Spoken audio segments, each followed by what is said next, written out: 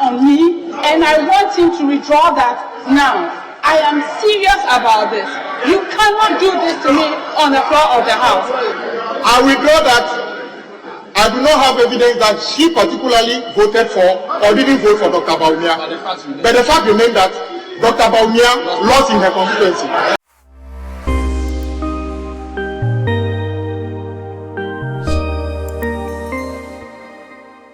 Honorable Kwame Abuja.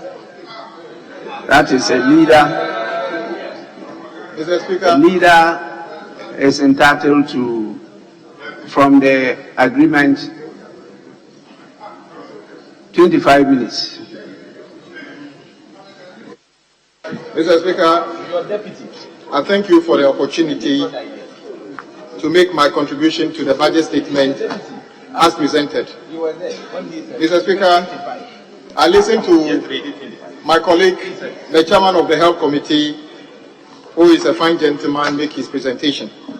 I just want to remind him that he didn't make the commitment about Agenda 111. The person who made the commitment for Agenda 111 said, on 17th of August 2021, said, I shall complete all the Agenda 111 projects within 18 months. He's a scientist. Hey, can you calculate 18 months from 17th August 2021 and tell me whether you have actually delivered on that?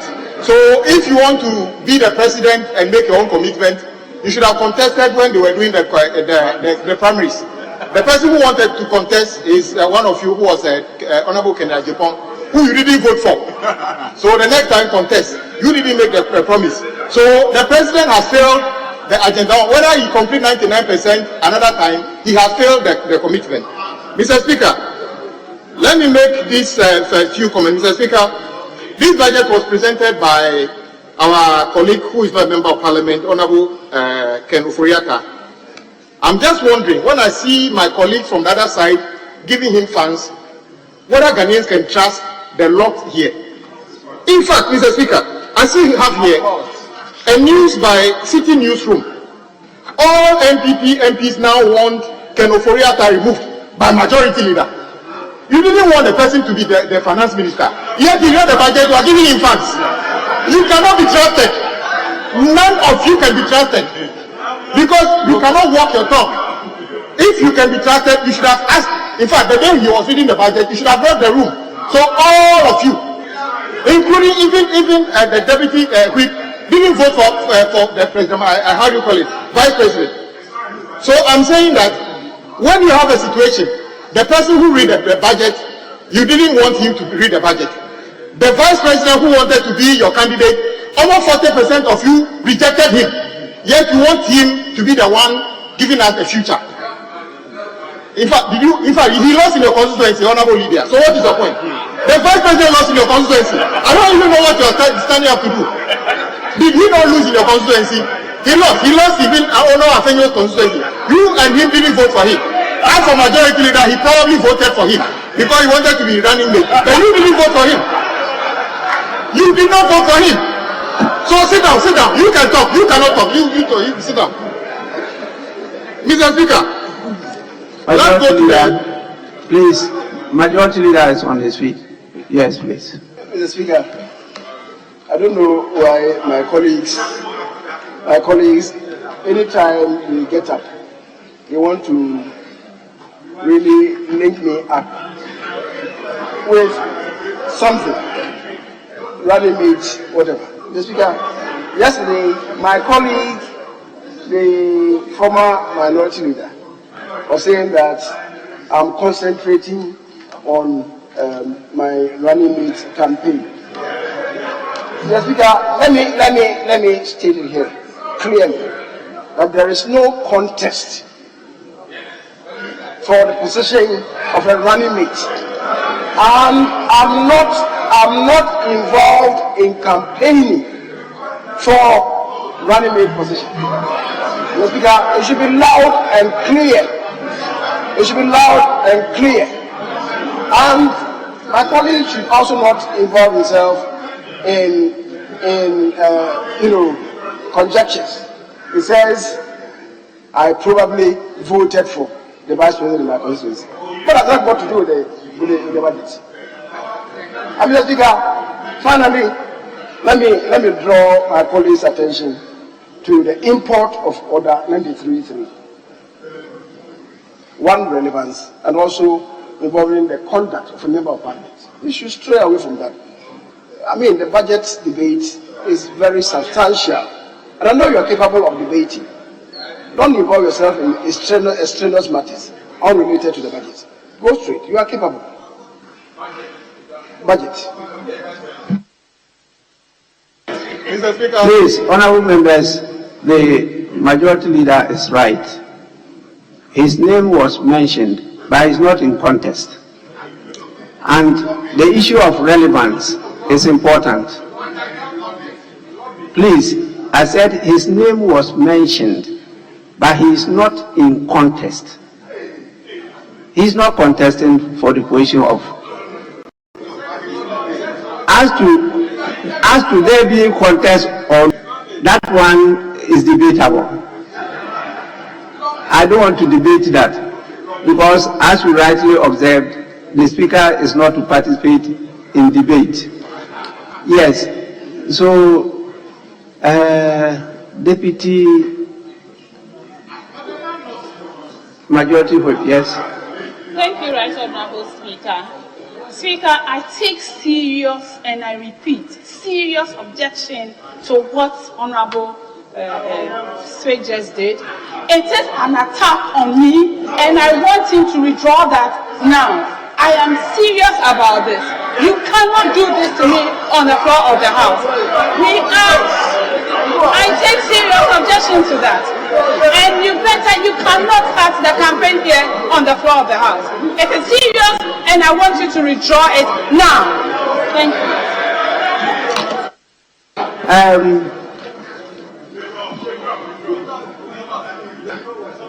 Majority Deputy Whip, I just want to know the words or statement to be withdrawn, because I didn't get you rightly. What is it that he should withdraw? He said I voted against the Vice President in my. You voted against the Vice President? And that's whether he was there to know. Honorable. And also that he didn't win. Yes, it's okay. It's okay. Honorable Majority Whip, did you say she voted against the Vice President?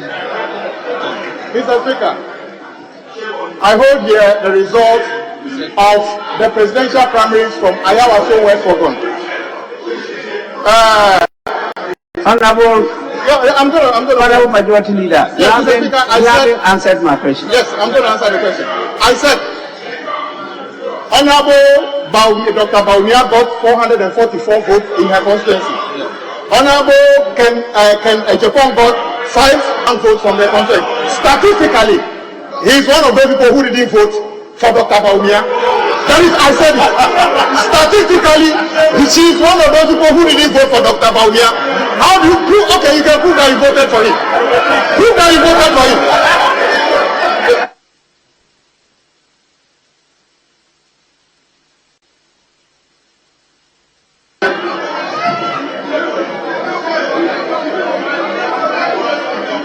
Honorable Majority Chief Whip,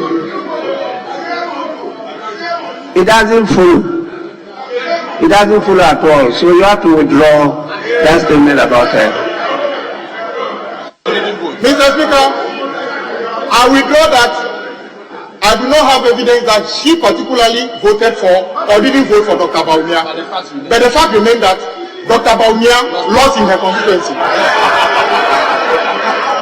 Honorable Majority Chief Whip, again, the issue of relevance comes in. So please,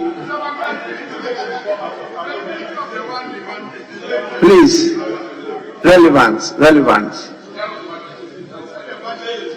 Mr. Speaker, I move away as advised by the Majority Leader, the Leader of the House. I'll be speaking a lot on the roads because, as we know, Mr. Speaker, maybe he will also take objection. The fact is that this House has approved a loan for the construction of interchange in his constituency. He is a member of cabinet. yet his own government has refused to do the project, and demonstrations upon demonstrations have been happening in his constituency. Maybe you will say that this one is also not true. I will sit down if you want to take an objection against me. He's free to do that one as well, Mr. Speaker. Mr. Speaker, I would make. Okay, sir, go ahead.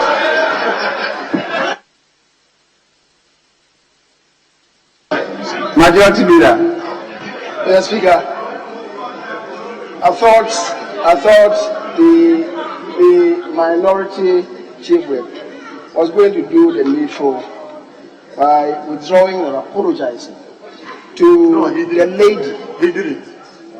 When he makes an untruthful allegation against her. I thought he was going to do that. He has not been graceful enough to withdraw and even apologize to the lady. Second, he now says that the NPP administration has refused to construct the Swami interchange.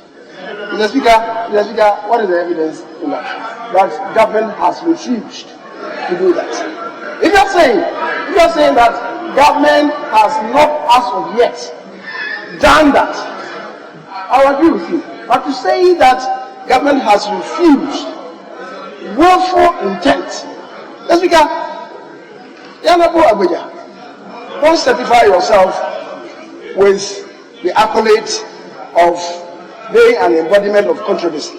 Don't do that. You are capable of rising above that and engage in very useful debate. You can do that. Please don't do that. Don't do what you're doing. Please, Honorable Majority Chief Whip, did you withdraw the statement against the Majority Deputy Whip and apologize to her? Mr. Speaker, indeed, I said, and I repeat, Honorable Lydia, that I have no proof you voted for or against Dr. Baumia, so I apologize. But the fact remains, Dr. Baumia lost in your constituency. Is that true? Mr. Speaker, I've done the needful. Mr. Speaker, now, the issue about Swami interchange. You said government refused, and the majority leader has taken objection to that. What do you say? Mr. Speaker, the majority leader has served this country for a very long time. In this house, I was one of those people who stood and supported the bill to pass an agreement for a loan agreement to build a Swami interchange. And we caution that once we do this, the government will do the needful. Mr. Speaker, the fact remains, as we speak, there's evidence of demonstrations against a very sick, in fact, you are the only person senior to him in this house.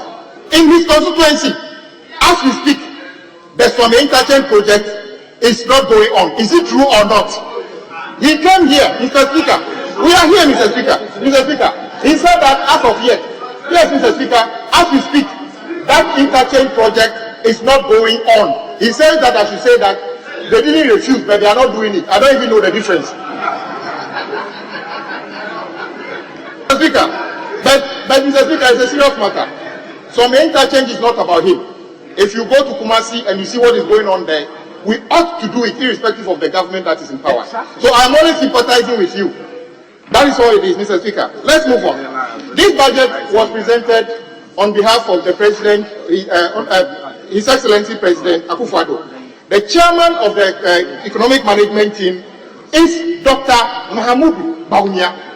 He cannot say that he knows nothing about this budget. This budget was prepared with the involvement of the Vice President as the chairman of the economic management team. Mr. Speaker, I still don't understand the majority leader. Because of the way you are reacting, that is why I said that when Honorable Atachia was debating yesterday, and my very good friend, the majority leader, he made copious comments about myself and the majority leader.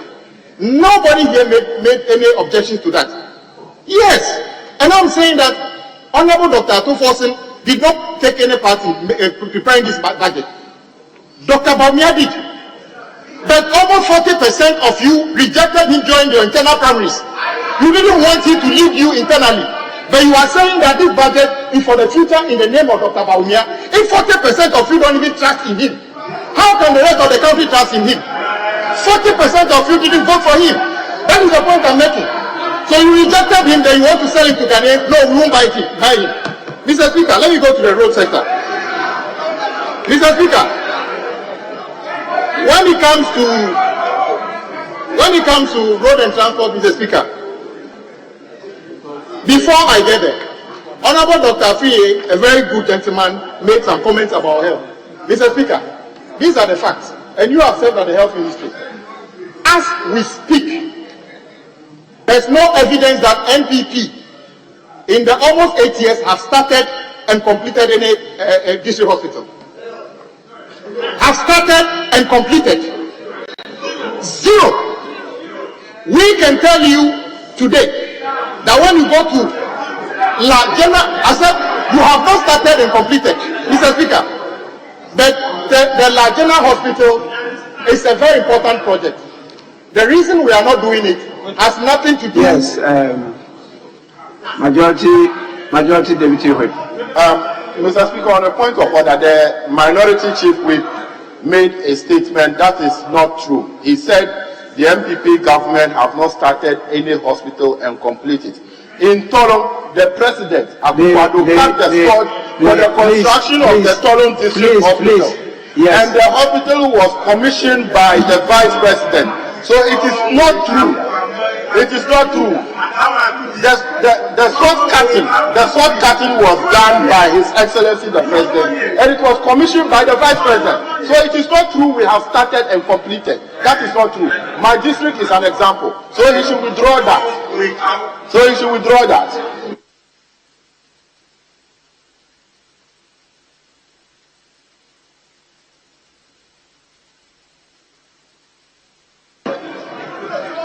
Yes, Minority Leader. Mr. Speaker, in a normal day, Mr. Speaker, I wouldn't be standing up on a point of order against a colleague. But Mr. Speaker, the statement coming from the Deputy Minority Whip is a lie. Mr. Speaker, I am the one who brought the loan agreement for Tolon Hospital here in this house, Mr. Speaker, when I was the Deputy Minister of Finance. Mr. Speaker, the Tolon Hospital, Mr. Speaker, both the loan agreement and the commercial agreement were approved under President John Dramani Mahama. Mr. Speaker, not only that, Mr. Speaker, the contract was awarded under President John Dramani Mahama. So what is he talking about? Mr. Speaker, please go and look for your records. This is not your record. Don't take someone's record. Please, in the name of Allah, don't take someone's record. This record belongs to President Mahama. Look for your record, because this is not your record. Mr. Speaker, for the record, and we've been seeing this on countless occasions, let it be known, stock cutting and commissioning are not procurement processes. Yes, stock cutting and commissioning are not procurement processes. So this idea that you can wait and do a stock cutting sometimes twice, sometimes do stock cutting twice, and do commissioning is not a procurement process. The facts still remain. Mr. Speaker, I would always give credit, and I've said this a number of times, Mr. Speaker. Buitam, it was President Kufuor who actually developed and sought funding for Buitam project. The real construction took place under NDC. But have we ever had any NDC person taking credit for Buitam before? We don't. Mr. Speaker, you have got that. Mr. Speaker, I think my colleague is eager to debate. The opportunity is there for him to take a slot and debate. But the one he said, let it be known between you and the good people of Tolon, the hospital they enjoy today was by President Mahama, not Dr. Bawumia or anybody. Mr. Speaker, let me move on. With health, Mr. Speaker, health is very important. Today, we can boast of Accra Regional Hospital called Rich Hospital. Mr. Speaker, you may be aware that is just one of the phases.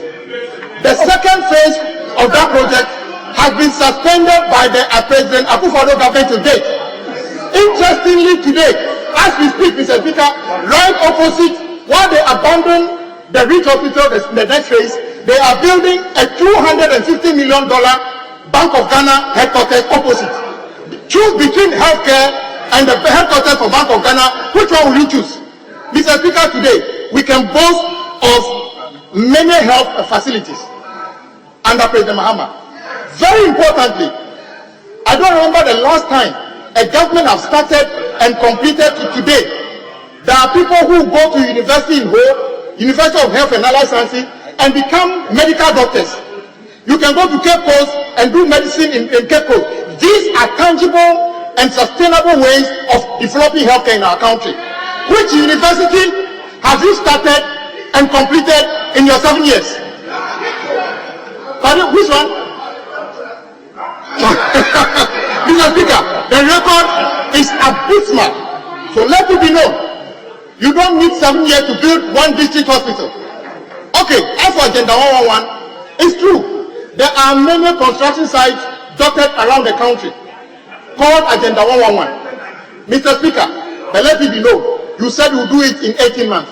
The truth is that, Mr. Speaker, it is possible that some of those buildings, civil works, may be completed, but we do not have any money in this budget to equip and make all those hospitals functional within the time of President Akufo-Addo. It will be left for the next government to find finances to complete those hospitals. And I'm not saying hospitals are not necessary, they are necessary. So let the chairman be aware what we have done. Mr. Speaker, when it comes to road, Mr. Speaker, I want to take the opportunity to commend our colleague, the road minister. If there was a prize of diligence to the House to be given, I will give it to the road minister for being the most diligent in responding to members of this House. He's answered probably the largest number and religiously come to this House on every Friday to respond to questions. Mr. Speaker, as for whether you do whatever you're asking him to do is another matter. But I don't blame him. Mr. Speaker, we always caution that we should be careful what we are doing. Mr. Speaker, let me give you a brief statistic. When you read this budget, Mr. Speaker, somebody is asking me, why are there so many demonstrations on road-related things in this country? Mr. Speaker, it's just a simple thing. This government's fixation is on building new roads, development. And they have totally neglected maintenance as a requirement. Mr. Speaker, when you put more money into maintenance, you prolong the lives of roads. But this government is determined to build new roads. Mr. Speaker, let me give you one shocking statistic. Even in the 2017 budget, their own budget, page 92, they confirmed that in 2016, on trunk roads, we did routine maintenance on trunk roads, 10,723 kilometers, as of 2016. On feeder roads, we did 16,183 kilometers. On urban roads, we did 9,384 kilometers. In 2023, Mr. Speaker, when they claim the economy has gone bigger, when they took more taxes and other things, do you know how much routine maintenance they did in their own budget? They did, when we did 10,700 kilometers of routine maintenance on trunk road, they did only 4,800. When we did over 16,000 kilometers on feeder roads, they did 8,000. When we did over 9,000 on urban roads, they did poultry 2,000 something. What an appalling record of yours. And you are here telling anybody that you've done better on roads? Yes, Mr. Speaker. The difficulty is that the problem of our roads is financing. Mr. Speaker, let me give you why NDC did better. Under the NDC, in 2016, all the amount of monies we collected through the road fund was 1 billion and then 19,000. Listen, In 2016, the road fund accrued 1,019,000, but we spent 1,040,000 on roads. Basically, what I'm trying to say is that every money we collected on road fund, we spent on roads. Come to 20 NPP, they collected last year 2,600,000. They spent only 1 billion on roads. Wow. Road fund is a maintenance. It is the reason we are not able to do much maintenance work. It's the reason why we have the pothole. Mr. Speaker, Mr. Speaker, they will tell you that with the collateralized, Mr. Speaker, even in 2016, we were paying for the road fund loans. So, Mr. Speaker, if you see this year's budget, the government is only intending to spend only about 3.5 billion cedis on road-related expenditure. Mr. Speaker, you know what they have done, Mr. Speaker? In 2016, the entire appropriation bill was just about 50 billion. Will you be surprised if I tell you that the road commitment in this country, as we speak, is almost 100 billion Ghana cedis? Mr. Speaker, 100 billion Ghana cedis. This is a report by the Minister of Road. I know my chairman hasn't got it because they won't even give him, they deny him also the information. This information is from Minister of Road and Highways. And look at it. Look at your figure. 7 billion, no, the figure is 97 billion 498 million 713 million Ghana cedis. Mr. Speaker, this is not sustainable. And the entire revenue basket for this year is just over 170 billion cedis. How are you going to fund this? Mr. Speaker, but I don't blame our colleague, the road minister. All of us expect him, including me, expect him to fix our road within the shortest possible time. That is just not possible, Mr. Speaker. But the mess on our roads is more apparent during the cocoa board. Cocoa board alone has awarded projects over 21 billion Ghana cedis. Mr. Speaker, they've got the roads in 3 categories.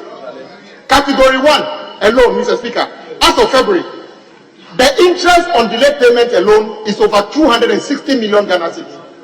Interest on delayed payment means that that money is of no value to the contractor, no value to the road user. It's just money that is wasted. Why do we do this?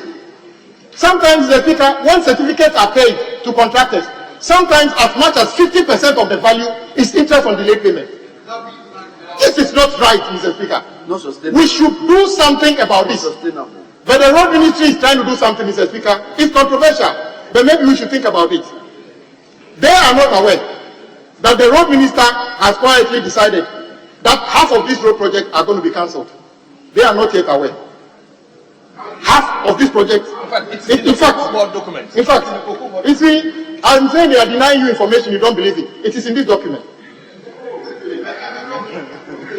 Yes, you don't even know what is happening in your government. As for you, I know, as for honorable member for the Sudan, I know you will not know.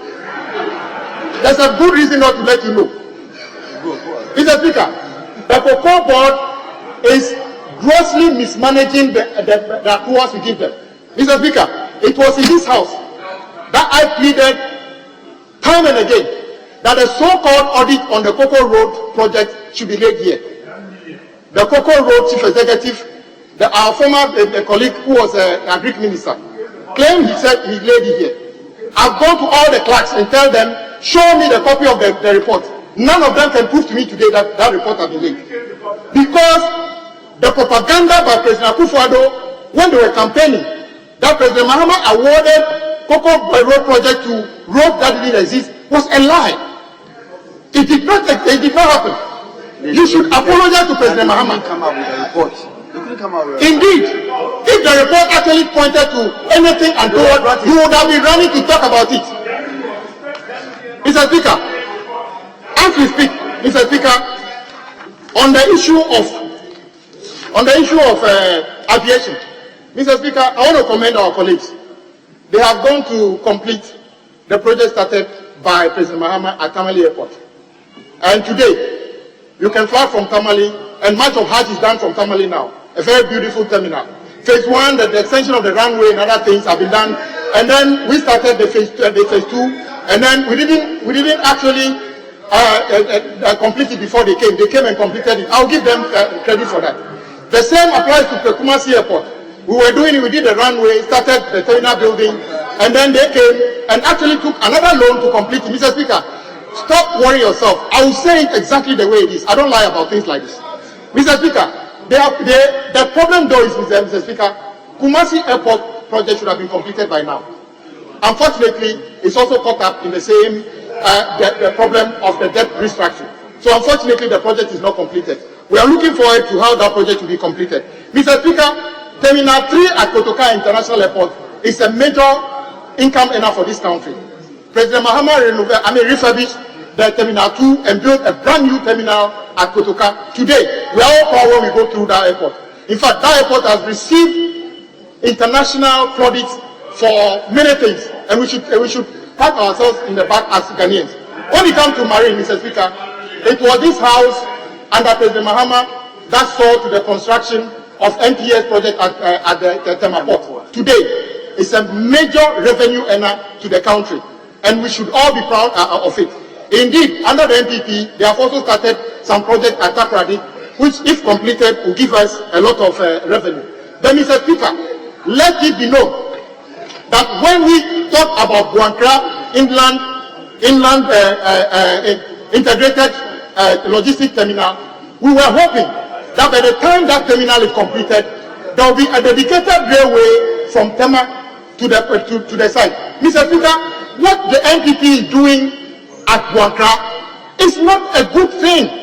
They are basically building an integrated logistic terminal and expecting the goods from Tema to travel on road to that site. It is not sustainable, Mr. Speaker. It will damage the road. It's not efficient. In any case, if you are an importer, you are in Kumasi, and you can take your goods from Tema, what is the point of taking the goods to another place in Kumasi before you clear it? Mr. Speaker, let me tell you what we wanted to do. Let me read to you. Paragraph 616 of the 2016 budget. This is what was said in the name of President Mahama. The PPP transaction advisor selected on the construction of the Eastern Railway line to the Buankra port has submitted a pre-feasibility report and currently conducting a full-scale feasibility report. So we were thinking in a way that by the time that project is being built on site, there would have been a railway from Tema going there. You are not doing any railway. So, Mr. Speaker, don't fool the people of Ashanti region. What you are doing will not inure to any benefit to them. You are just thinking of the election. Mr. Speaker, when we come to railway, Mr. Speaker, there's something we should know, Mr. Speaker.